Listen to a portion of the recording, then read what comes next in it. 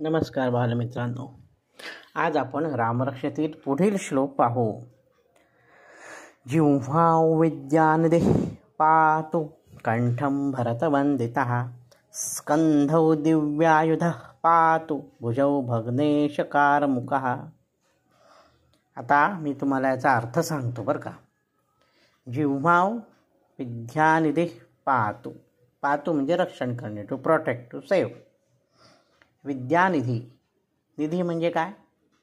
समुद्र किंवा साठवणूक केलेली जलनिधी म्हणतो. विद्येचा निधी म्हणजे ज्यांच्याकडे भरपूर विद्या आहे. विद्या म्हणजे नॉलेज, ज्ञान. ज्यांच्याकडे भरपूर नॉलेज आहे, ज्यांनी भरपूर अभ्यास केलेला आहे, अतिशय विद्वान असलेले हे जे प्रभू श्री रामचंद्र आहेत, त्यांनी जी विद्या संपादन केली ही मौखिक परंपरेने संपादन केलेली आहे. मौखिक परंपरा म्हणजे आपल्याकडे आपण म्हणतो बघा मुलांना, माउथ टू माउथ पब्लिसिटी. तसं झालं आहे. म्हणजे ते पब्लिसिटी नाही आहे, पण ज्या जिव्हेने त्याने अनेक वेळा त्या विद्येचं आवर्तन केलेलं आहे, अनेक वेळा म्हटलेलं आहे. आपण पाठांतर करताना एखादी गोष्ट, आता तुम्ही ही रामरक्षा पाठ करताय तेव्हा त्या जिभेच्याद्वारे तुम्ही ती रामरक्षा अनेक वेळा म्हणता. म्हणजे तुमची जीभ पवित्र होते. अशा या पवित्र जीभ असलेल्या रामाने आमच्या जिव्हेचं रक्षण करावं, जिव्हेचं रक्षण करा. कुठे म्हणतायत? कंठम भरतवंदितः. ज्या रामानं भरताने वंदन केलेलं आहे त्या रामाने आमच्या कंठाचं रक्षण करा. का बरं असं? कारण रामाला वनवासात पाठवल्यानंतर भरत अतिशय संतापले होते आणि ते त्यांच्या आईला खूप बोलले होते की चुकीचं वागलीस तू. त्यामुळे रडून रडून, ओरडून ओरडून त्यांचा कंठ काम करेन असा झाला होता. कंठ म्हणजे आपला गळा, जिथे स्वरयंत्र असतं ना, व्होकल कॉर्ड्सला त्यांचा प्रॉब्लेम झाला होता. आताच्या भाषेत तुम्हाला कळावं म्हणून सांगते, व्होकल कॉर्ड्सचा त्यांचा प्रॉब्लेम झाला. ते जेव्हा रामाला भेटायला वनवासात आले, भरत भेट, आपण माझ्या रामरक्षेचे रामायणाच्या व्हिडिओमध्ये ऐकलं असेल ना, भरत भेट. ते जेव्हा त्यांना रामाला भेटायला आले तेव्हा रामाने भरताला आलिंगन दिलं आणि त्यावेळी त्या कंठाला स्पर्श केला भरताच्या. त्या व्होकल कॉर्ड्स पुन्हा पूर्ववत काम करू लागल्या, त्याचं आवाज पुन्हा व्यवस्थित यायला लागला भरताना. म्हणून कंठम भरतवंदितः म्हणजे ज्या प्रभू रामाने भरताच्या कंठाचा स्पर्श केलेला आहे, कंठाला स्पर्श केलेला आहे, असा प्रभू श्री रामचंद्र माझ्या कंठाचं म्हणजे गळ्याचं रक्षण करो, असा हा श्लोक आहे. आता हा श्लोक मी पुन्हा म्हणतो, माझ्या पाठोपाठ तुम्ही म्हणा बरं का. जिह्वा विद्यानिधी पातु कंठम भरतवंदितः. आता त्यातला पुढचा चरण, स्कंधौ दिव्यायुधः पातु. स्कंध म्हणजे काय? स्कंध म्हणजे खांदे. पातु म्हणजे रक्षण करू, टू प्रोटेक्ट. दिव्यायुध म्हणजे दिव्य आयुध म्हणजे धनुष्यबाण वगैरे अशी सगळी आयुध त्यांच्याकडे होती ना, वेपन्स हाताच्या भाषेत मोठी मोठी. आता धनुष्यबाण खांद्यावर ठेवायचा म्हणजे तो खांदा किती मजबूत पाहिजे. आपल्याला काय असं लेच्यापेच्या खांदा काही उपयोगाचा नाही, आपण खांद्यावर उचलू सुद्धा शकणार नाही ती गदा धनुष्य, बरोबर आहे.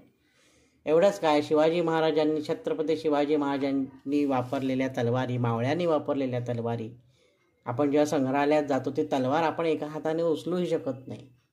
त्या काळची ती सगळी पराक्रमी योद्धे तलवार उचलून त्या तलवारीने दुसऱ्याशी युद्ध करायचं, मी त्यांच्या हातात किती ताकद असेल याचा विचार करा. हे मी तुम्हाला सांगतोय तर ह्याच्यातलं आहे, त्रेतायुगातलं आहे. मी कृष्णाच्याही आधीचा अवतार रामाचा.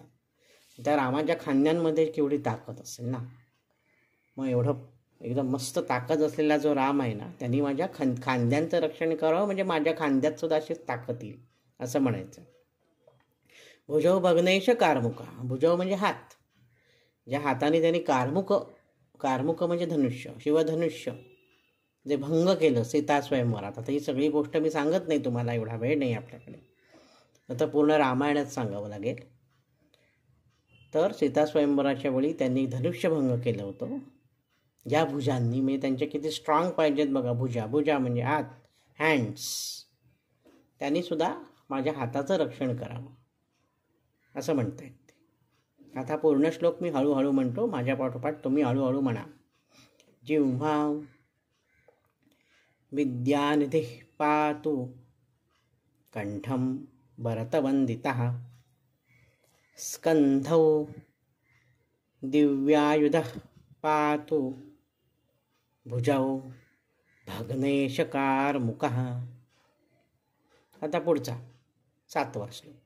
करौ सीतापतिः पातु हृदये जामदग्निजित् मध्यं पातु खरध्वंसी नाभीं जाम्बवदाश्रयः. करौ सीतापतिः पातु. पातु म्हणजे रक्षण करणं. सीतापती म्हणजे सीतेचा पती म्हणजे नवरा. त्याने माझ्या हाताचं रक्षण करो. का बरं म्हटलं असं?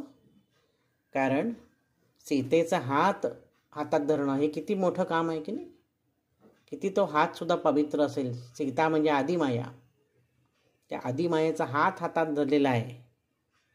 तो हातात धरणं किती महत्त्वाचं आहे. मग त्यांनी पवित्र हाताने ज्यांनी धरलेला आहे त्या पवित्र हाताने त्यांनी माझाही हात धरो. माझा हातसुद्धा पावन होवो, रक्षण करो. आणि हृदयन जामदग्नी. जामदग्नीय म्हणजे जमदग्नींचा मुलगा तो परशुराम. त्याने परशुरामांना प्रेमाने जिंकलेला आहे. त्यांचं हृदय जिंकलेलं आहे. असा राम माझ्या हृदयाचं रक्षण करो. मध्यम पातु खरध्वंसी. खरध्वंसी खर आणि दूषण नावाचे राक्षस आले होते नाशिकमध्ये, पंचवटीमध्ये. त्या खराचा ध्वंस केलेला आहे कमरेपासून. कबंधाचा ध्वंस म्हणजे विध्वंस म्हणजे त्यांना ठार केलेला आहे रामाने. असा राम माझ्या कटीचं रक्षण करो मध्यभागी. तुम्ही जर भारत देश पाहिला तर आपला महाराष्ट्र मध्य प्रदेशाच्या खाली म्हणजे साधारण मध्यभागी कमरेच्या भागी येतो बघा महाराष्ट्र. म्हणजे ही घटना महाराष्ट्रात घडली नाशिकच्या आसपास. हे साधारण जर आपण पाहिलं भारत माता पाहिली किंवा भारत देश पुरुष पाहिला तर साधारण कमरेचा भाग येतो तिथे. म्हणून मध्यम पातु खरध्वंसी. खर नावाच्या राक्षसाचा वध करणारा जो राम आहे त्याने माझ्या कमरेचं रक्षण करो. आणि नाभीन जांबवद आश्रय. जांबुवंताला ज्याने आश्रय दिलेला आहे तो माझ्या नाभीचं रक्षण. नाभी म्हणजे बेंबी, त्याचं रक्षण करो. कारण जेव्हा सीता शोधाचं काम हाती घेतलं तेव्हा रामेश्वरसारख्या दक्षिण टोकातनं त्या श्रीलंकेला जाणार कोण आणि माहिती सीतेची शोधून आणणार कोण असा प्रश्न पडला. त्यावेळी जांबुवंताने सगळ्यांना विचारलं, सगळ्या वानरांना विचारलं कोण जाईल. कोणी म्हणालं माझ्याकडे फक्त वन वे जायचीच पॉवर आहे. कोणी म्हणतं आम्ही जाऊ पण येऊ की नाही आम्हाला शाश्वती नाही. शेवटी ते कंटाळले आणि त्यांनी हनुमंताला विचारलं तू जाऊ शकशील का. तर हनुमंत म्हणाला मी कसं जाणार, मला काहीच आठवत नाही आहे. त्यावेळी जांबुवंताने हनुमंताला त्याच्या शक्तीची आठवण करून दिली. आणि शक्तीची आठवण आपण जेव्हा त्याच्यात शक्ती उद्दीपित केली ती बेंबीवर ध्यान करून करतात. म्हणून नाभीम जांबवदाश्रया. ज्या जांबुवंताने हनुमंताला जाणीव करून दिली बेंबीचं ध्यान करून, अशा जांबवंताला कोणी आश्रय दिला.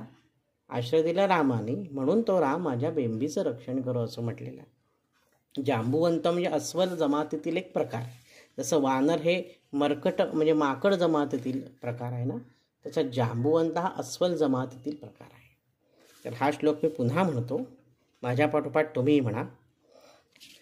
करौ सीतापती पातु हृदये जामदग्निजित् मध्यम पातु खरध्वंसी नाभीं जांबवदाश्रया. तर आजच्या भागात इथेच थांबतो. पुढील श्लोक घेऊन पुढच्या भागात भेटू. तोपर्यंत धन्यवाद. जय श्रीराम.